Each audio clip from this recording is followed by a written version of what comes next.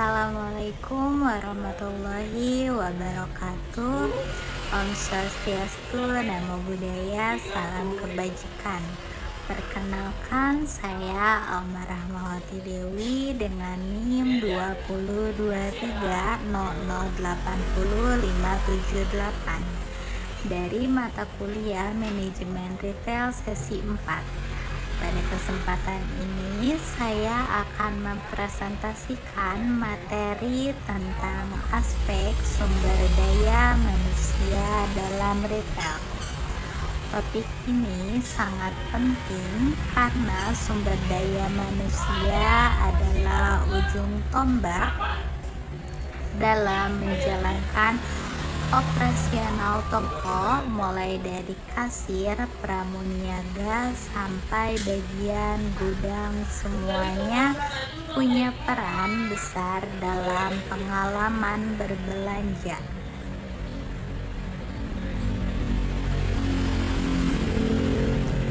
Materi yang akan saya jelaskan fokus pada bagaimana sumber daya manusia dikelola dalam dunia retail, mulai dari perencanaan tenaga kerja sampai digitalisasi proses kerja.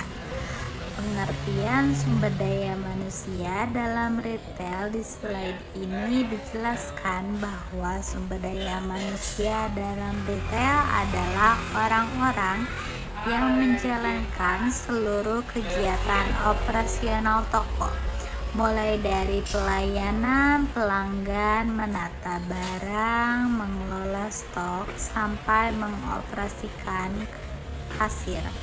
Kenapa sumber daya manusia itu krusial? Karena mereka adalah wajah toko.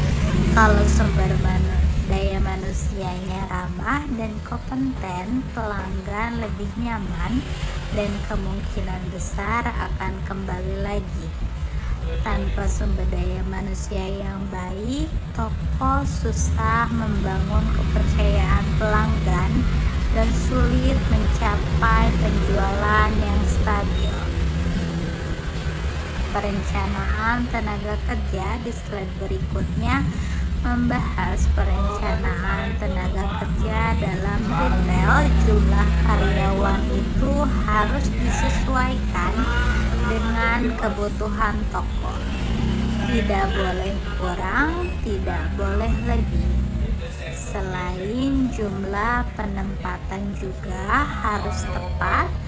Ada karyawan yang cocok di kasir, ada yang lebih teliti sehingga cocok di gudang, dan ada yang lebih super cocok di pramuniaga. Selain itu, penjadwalan juga penting supaya karyawan tidak kelelahan, terutama saat jam-jam sibuk.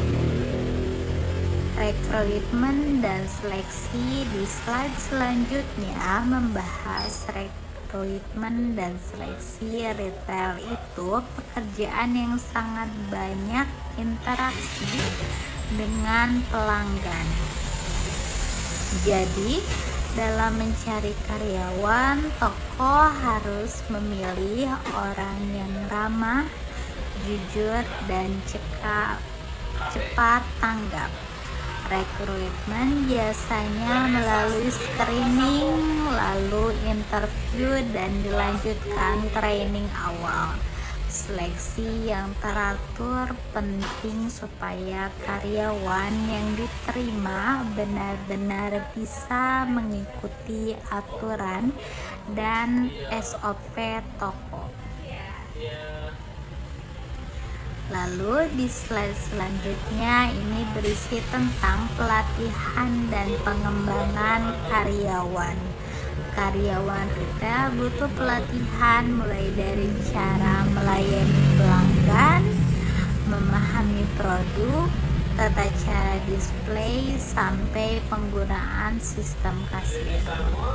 Selain pelatihan teknis, soft skill juga penting seperti komunikasi, kerjasama tim, dan kemampuan upselling dengan pelatihan yang rutin. Karyawan bisa lebih percaya diri, lebih sigap, dan dapat memberikan pelayanan yang lebih baik pada pelanggan. Lalu di slide selanjutnya itu ada penilaian kerja sumber daya manusia retail, menjelaskan tujuannya untuk melihat apakah karyawan menjalankan tugas sesuai standar pelayanan. Penilaian ini biasanya melihat kehadiran, kecepatan, pelayanan, ketelitian kasir, dan pencapaian target penjualan dengan evaluasi rutin. Toko bisa tahu mana yang perlu diperbaiki dan bisa memberikan feedback yang membangun. Lalu slide selanjutnya itu ada motivasi dan kesejahteraan kerja. Retail sering dianggap kerja yang melelahkan, jadi motivasi itu penting. Biasanya diberikan lewat insentif seperti bonus, penjualan, atau reward kecil. Lalu yang kedua ada lingkungan kerja yang positif. Hubungan antar karyawan yang baik bikin kerja lebih nyaman. Lalu yang ketiga itu ada kompensasi yang layak, gaji sesuai, hak lembur, dan fasilitas dasar supaya karyawan merasa aman dan dihargai. Kalau motivasi bagus, kinerja juga lebih bagus. Slide selanjutnya itu ada disiplin kerja dan penyelesaian konflik retail. Itu bergerak cepat, jadi disiplin kerja harus kuat. Contohnya, kalau satu kasir telat, dampaknya antrian bisa panjang. Selain itu, konflik antar karyawan pasti ada. Cara menanganinya harus adil, terbuka, dan tidak memihak. Kalau konflik dibiarkan, suasana kerja bisa tidak nyaman dan memengaruhi pelayanan. Slide selanjutnya itu berfokus pada keselamatan dan kesehatan kerja atau K3 di retail. Karyawan sering mengangkat barang menggunakan cutler, mengatur rapihi, atau menghadapi risiko seperti pencurian. Makanya penting banget untuk memberikan SOP kerja aman dan pelatihan menghadapi keadaan darurat. Kalau lingkungan kerja aman, karyawan bisa bekerja lebih tenang dan resiko kecelakaan kerja bisa dikurangi. Lalu selanjutnya yang terakhir itu ada digitalisasi proses sumber daya manusia retail. Sekarang retail sudah banyak pakai teknologi seperti absensi digital, aplikasi penjadwalan shift, POS yang menyimpan data produktivitas karyawan, monitoring kehadiran otomatis.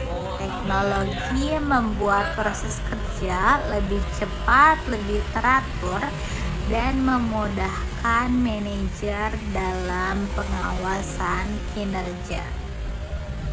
Sebelum selesai, saya ada studi kasus. Studi kasusnya itu ada Freshmart. Studi kasus tentang Freshmart. Awalnya Freshmart sering mengalami antrian panjang dan komplain karena jumlah karyawan tidak sesuai kebutuhan. Setelah dievaluasi, Freshmart melakukan 3 langkah. Yang ke-1 itu menambah karyawan di jam sibuk, Yang kedua itu memberikan pelatihan layanan pelanggan. Yang ketiga, menggunakan absensi digital untuk meningkatkan disiplin. Hasilnya langsung terasa. Antrian berkurang, pelayanan lebih cepat, dan karyawan jadi lebih termotivasi untuk menunjukkan bahwa pengelolaan sumber daya manusia yang tepat dapat meningkatkan kualitas layanan dengan cepat. Jadi kesimpulan dari slide 1 sampai terakhir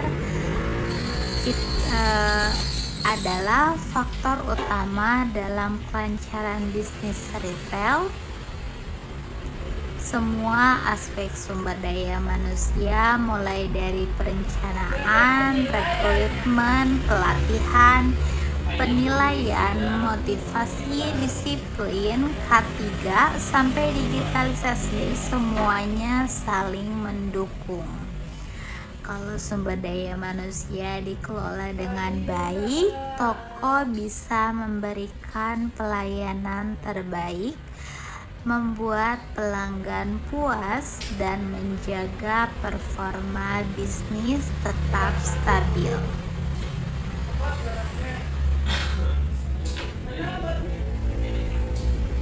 Sekian presentasi saya tentang aspek sumber daya manusia dalam retail. Terima kasih banyak atas perhatiannya.